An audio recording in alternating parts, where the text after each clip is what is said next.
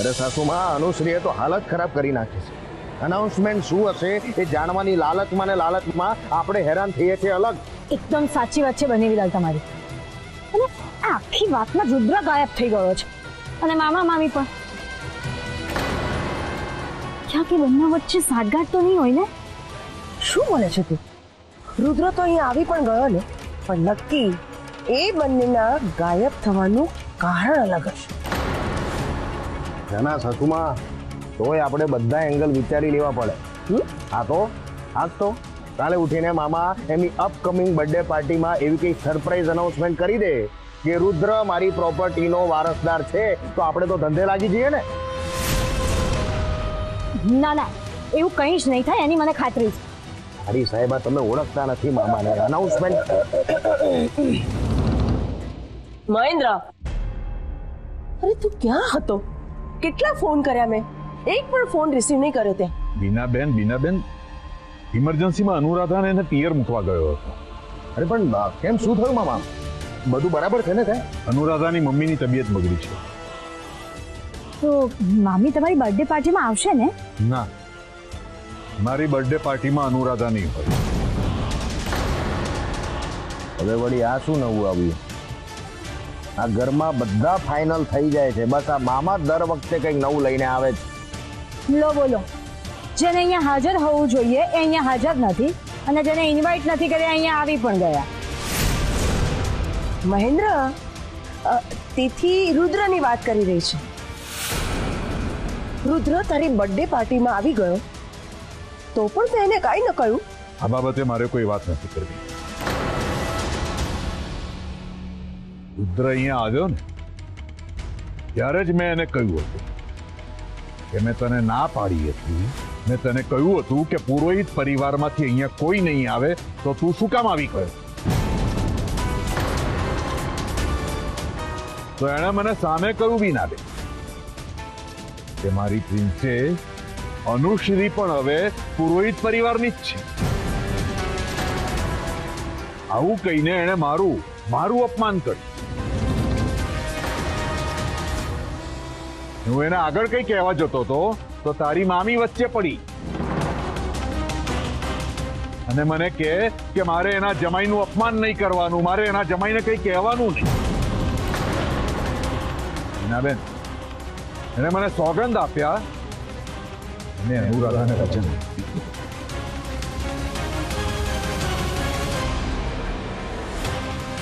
કોઈનું કોઈ રુદ્રનું કવચ બનીને ઊભું જ રહી જાય છે.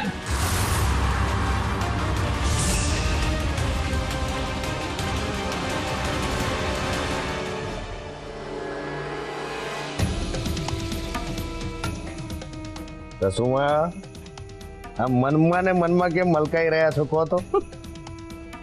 મારા મલકાવાનું કારણ તમે જાણશો ને તો તમને હસવું આવશે. આ તો સંભળાવો અમને, અને અમને પણ હસાવો. મહેન્દ્રનું કહેવું એમ છે કે રુદ્રને કાંઈ પણ કેવું હોય તો અનુરાધા નામનું કવચ વચ્ચે આવી જ જાય છે. ના, હવે અનુરાધા તો અહીંયા છે જ નહીં, એટલે પછી મજા જ મજા. આવી ગયું ને હસુ, આવી ગયું ને તો પછી બસ તો હવે હારી ઈચ્છા બળવાન. વાહ વાહ સાસુમાં, તમારી આ વાત એકદમ સાચી. મામા મામા તું અહીંયા છે? ના ના, તો વઢવાણ છું. સ્માર્ટ બનવાનો ટ્રાય નહીં કર, જે તું છે પણ નહીં. અને ડેડાને મારે સરપ્રાઈઝ આપવાની છે, તારે નહીં. તો મને ના ખબર પડે એ રીતે તું કેમ સરપ્રાઈઝ રમે છે? એક મિનિટ. શું છે?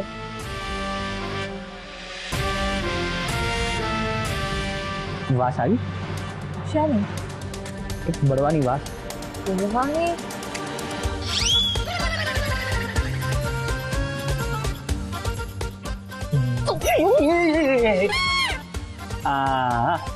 હવે આવ્યા સાચા રૂપમાં. બોલો, શું કામ હતું? શું કામ ગોતતા હતા? આ તારા આઈ ડ્રોપ્સ નાખવાનો ટાઈમ થઈ ગયો છે એટલે એ ભૂલી ના શકાય. હે અરે વાહ, મને સાચી જ બહુ ગમ્યું કે તમે અહીંયા આવ્યા પછી પણ તમને યાદ છે કે મારી આંખમાં ટીપા કયા સમય નાખવાના છે. હા તો એમાં શું થયું? તારા ઘરે હોવા છતાં તું પણ ધ્યાન રાખતો હતો ને મારું. હા, હવે સમજો. આ તમે હિસાબ બરાબર કરો છો હે ને? પણ મેં તો ટીપા નાખી દીધા. ગુડ, સારું કર્યું. એક કામથી છુટકારો મળ્યો. અને પહેલા કીધું હોત તો સાહિલભાઈને પણ તને ઇન્વાઇટ કરવા માટે ફોર્સ જ ના કરે. એટલે એમ કે એ તો તને બોલાવાના જ નતા.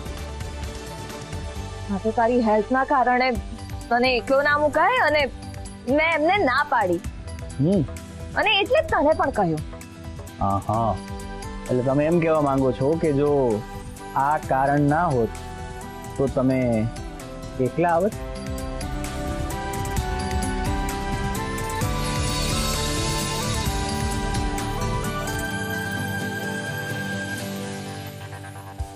અલે હવેથી જાતે જ ટીપા નાખી દેજો. ઓકે? અરે ના, અરે સાંભળો તો ખરી, આ તમારી સરપ્રાઈઝ લેતા જાઉં.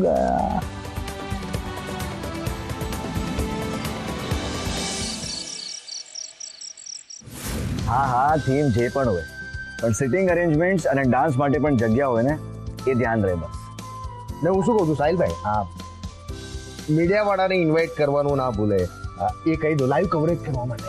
અને હા સાંભળો, મીડિયા કવરેજ એને એકદમ પ્રોપર થવું જોઈએ. મારા પપ્પાનો બર્થડે એકદમ સેન્સેશનલ ન્યૂઝ બનવા જોઈએ. આ વસ્તુનું ખાસ ધ્યાન રહે. Okay bye. સોરી સાહિલભાઈ, પરમિશન વગર અંદર આવી ગયો ને તમારી વાત સાંભળી ગયો. સોરી ધર્મેશ કુમાર, એમાં કાંઈ જ વાંધો નથી. એમાં કઈ આટલું કઈ ફોર્મલ થવાની જરૂર નથી. અરે ના સાહિલભાઈ, થવું જ પડે, ફોર્મલ થવું જ પડે. નહીં તો મારા તરફથી એ ખોટું કહેવાય. My bad. અને મારું છે ને સાહિલભાઈ પહેલેથી આવું જ છે. આમ કઈ પણ ખોટું થાય ને જીવનમાં એ મને ગમતું જ નથી. એ પછી કામ હોય કે વ્યવહાર. બોલો શું કામ આવવાનું હતું સાહિલભાઈ? બસ એટલે જ આવવાનું થયું કે કોઈએ બહુ ખોટું કર્યું છે મામા સાથે. કોણે ખોટું કર્યું? અરે રુદ્ર હે, બીજું કોણ હોય? રુદ્ર. શું ખોટું કર્યું એને? અત્યારે બધાની સામે મામાને એવું બોલ્યો કે અનુશ્રી પુરોહિત પરિવારની વહુ જ. આપણા બધાની સામે બોલ્યો એ. સાહિલભાઈ, મામાનું અપમાન કર્યું ના કહેવાય એને?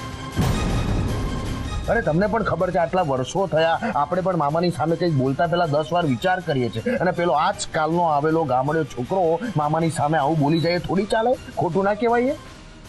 અરે સ્ટેટસ છે ને, મામાનું એક સ્ટેટસ છે. એ સ્ટેટસ નો તો એને વિચાર કરવો જોઈએ ને પેલા ગામડિયાએ. તમે એ તો વિચાર કરો પહેલા. ખોટું કર્યું છે. આ વખતે છે ને આનો કાંઈક તો ફેસલો લાવવો જ પડશે. સાહિલભાઈ, એક બળ માંગી સલાહ આપો. ના એટલે મને ખબર નથી કે તમે મામાને બર્થડે ગિફ્ટમાં શું આપવાના છો, પણ મારી પાસે એક સરસ આઈડિયા છે. શું છે? રુદ્ર તો એમ પણ કોઈને ગમતો નથી. મામાને તો સહેજ પણ નથી ગમતો ને. તો મારું એવું માનવું છે કે જો તમારે મામાને એમની અપકમિંગ બર્થડે પાર્ટીમાં કોઈ સ્પેશિયલ ગિફ્ટ આપવી હોય તો એ છે રુદ્ર અને અનુશ્રીના ડિવોર્સ પેપર. મામા ખુશ થઈ જશે સાહિલભાઈ. આપણે કીધું ને એટલે ફાઇનલ બોસ. બહુ સરસ આઈડિયા છે. રુદ્ર અને અનુશ્રીના ડિવોર્સ તો થવા જ જોઈએ. Thank you. Any time. હવે તો પપ્પાને બર્થડે ગિફ્ટમાં આ જ મળશે, રુદ્ર અને અનુશ્રીના ડિવોર્સ.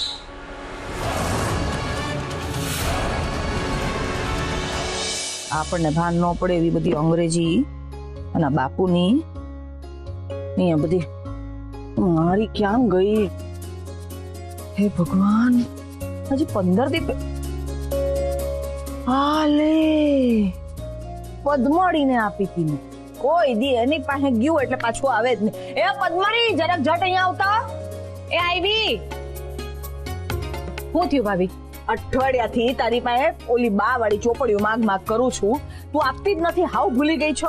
એ કામ ના ઠેકાણા નથી તારા, કશું યાદ નહીં રહેતું તને. ભાભી હું છે ને રહોડામાં આપણા બધાયની રસોઈ કરતી હતી અને તમને બાની ચોપડીઓની ચિંતા પડી છે.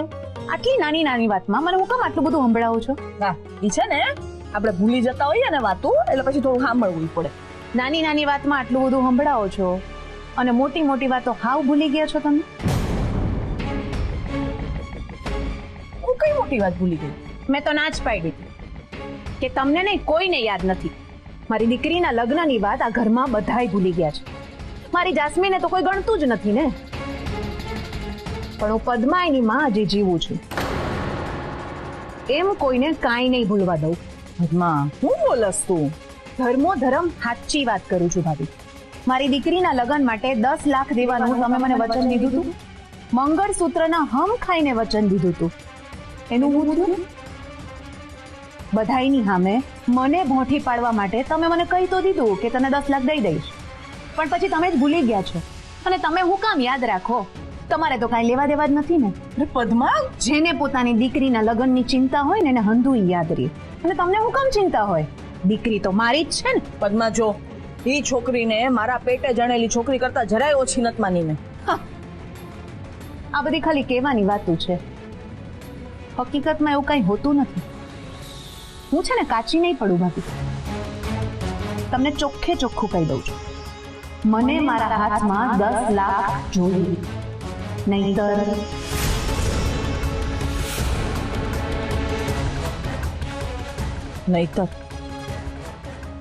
નહીતર હું રુદ્રને કહી દઈશ મોટા ભાઈ અને અનુરાધા બેન વચ્ચે શું સંબંધ હતો,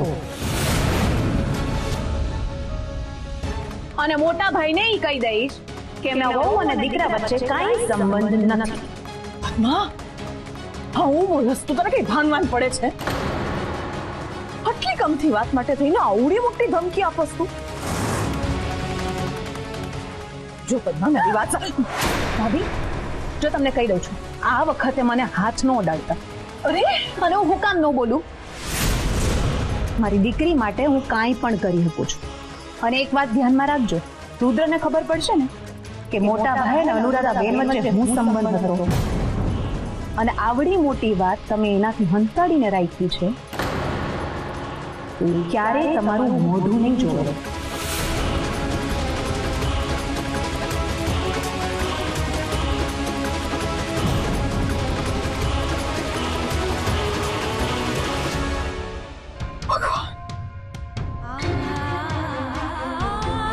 જો ખરેખર દત્તુને આ બધું ખબર પડી ગઈ અને મારાથી દૂર થઈ ગયો, આ દીકરાના સંબંધનો વિશ્વાસ તૂટી ગયો, પણ દત્તુ મને છોડીને જતો રહ્યો.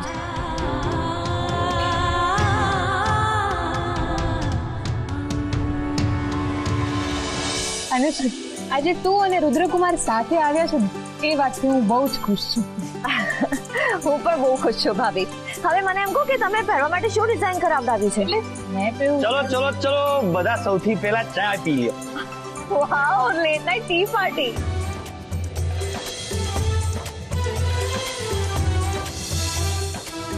પણ એક મિનિટ, હા. રુદ્રકુમાર, તમે શું કામ રસોડામાં ગયા? અરે હા, તમારે ચા પીવી હતી તો અમને કીધું હોત, મેં બનાવી દીધી હોત. ના ના ના ના, એવું નથી. આ તો શું, મેં જોયું કે તમે બધા અહીંયા બેસીને એટલી મોડી રાત સુધી તૈયારી કરો છો, તો મને મન થયું કે તમારા બધા માટે ચા બનાવી લઉં, એટલે બનાવી નાખી. અરે પીઓ પીઓ, કેવી લાગી? હા,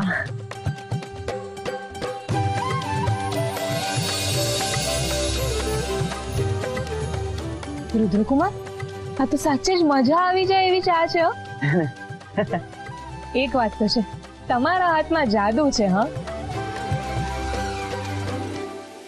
સાચે જ હો, વર્લ્ડની કોઈ પણ ચાને ટક્કર મારે ને એટલી સરસ ચા બનાવી છે.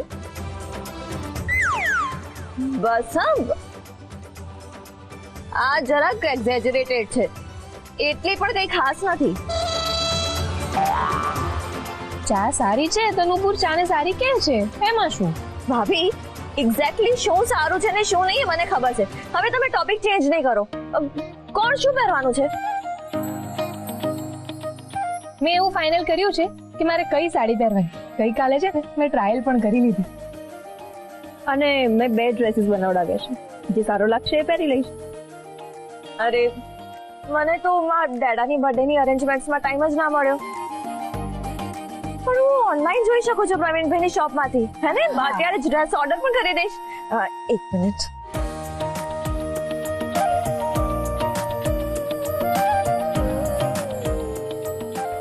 વાહ, આ જુઓ કરિશ્મા ભાભી, કેટલો સરસ છે ને.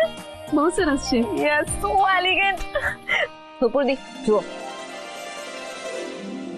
45,000 નો છે ખાલી. વાવ, 45,000 માં તો બહુ સારો છે.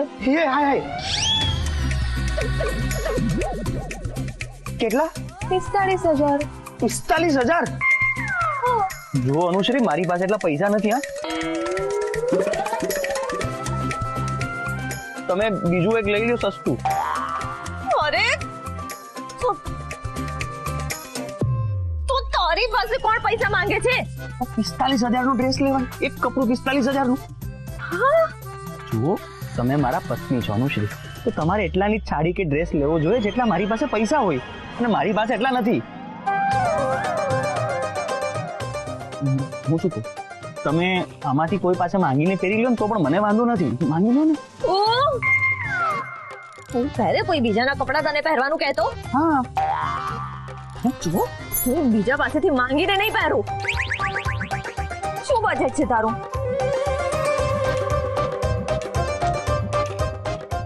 હમ 2,000 માં એકદમ હાઈ ક્લાસ કપડા આવી જાય, લઈ લો. અનુશ્રી, અરે આ એ બંનેની અંદરની વાતો છે. આમાં આપણે કઈ ના બોલાય. અરે શું ના બોલીએ ભાભી, તમે જ કહો. 2,000 માં કઈ આવે? હા, એટલે આમ 2,200.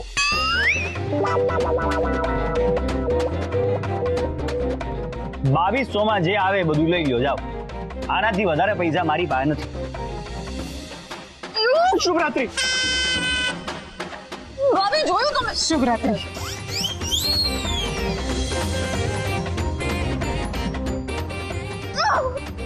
ઇમ્પોસિબલ.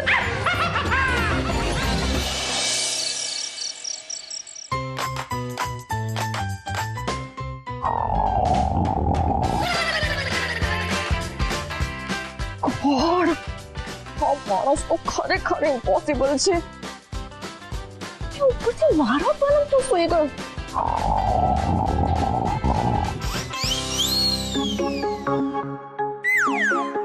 તમે આમાંથી કોઈ પાસે માંગીને પહેરી લો ને તો પણ મને વાંધો નથી. માંગી લો ને. શું બજેટ છે તારું? 2,200. 2,200?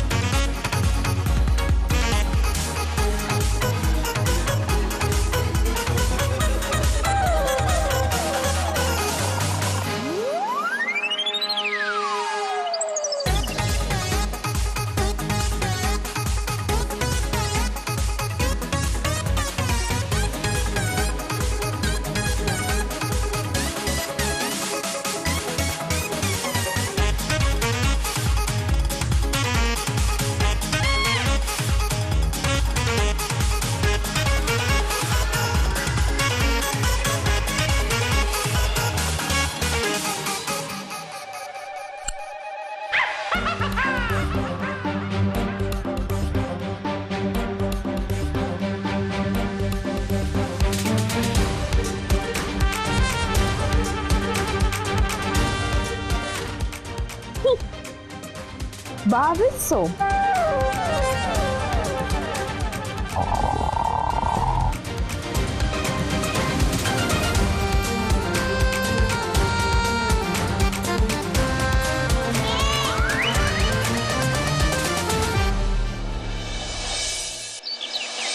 અનુશ્રી, આ શું કર્યું તે? અરે આવું તો કઈ કરાતું હોય. કોઈ માણસ સૂતો હોય અને એના વાળ કાપી નાખવાના. આ તો સારું છે કે મમ્મીજી અહીંયા છે નહીં, બાકી તને થપ્પડ મારી દીધી હોય. કરાય આવું? એના વાળ મોટા હતા અને એ પણ જંગલી જેવા લાગતા હતા એટલે મેં કાપી નાખ્યા. અને આ કરવા વાળી તું છે કોણ? એની ભાઈ. મને એમ પણ કઈ ફરક નથી પડતો. માટી છે તો માટી જ લાગશે, એ બદલાઈ થોડી જવાના છે. આ તે બિલકુલ સારું નથી કર્યું હો. એ તો બિચારા રુદ્રકુમાર સારા છે કે કંઈક બોલ્યા વગર ચૂપચાપ એકલા સલોનમાં જતા રહ્યા. હા સારા છે રુદ્રકુમાર, અનુશ્રી. એ તો નુપુરે આવું કઈ કર્યું હોત તો છોડી ના હોત મેં એને. બનેવીલાલ, બસ હવે જે થવાનું હતું એ થઈ ગયું. આ હાઈપર થવાની કોઈ જરૂર નથી. એકદમ સાચી વાત છે તીથી બેનની.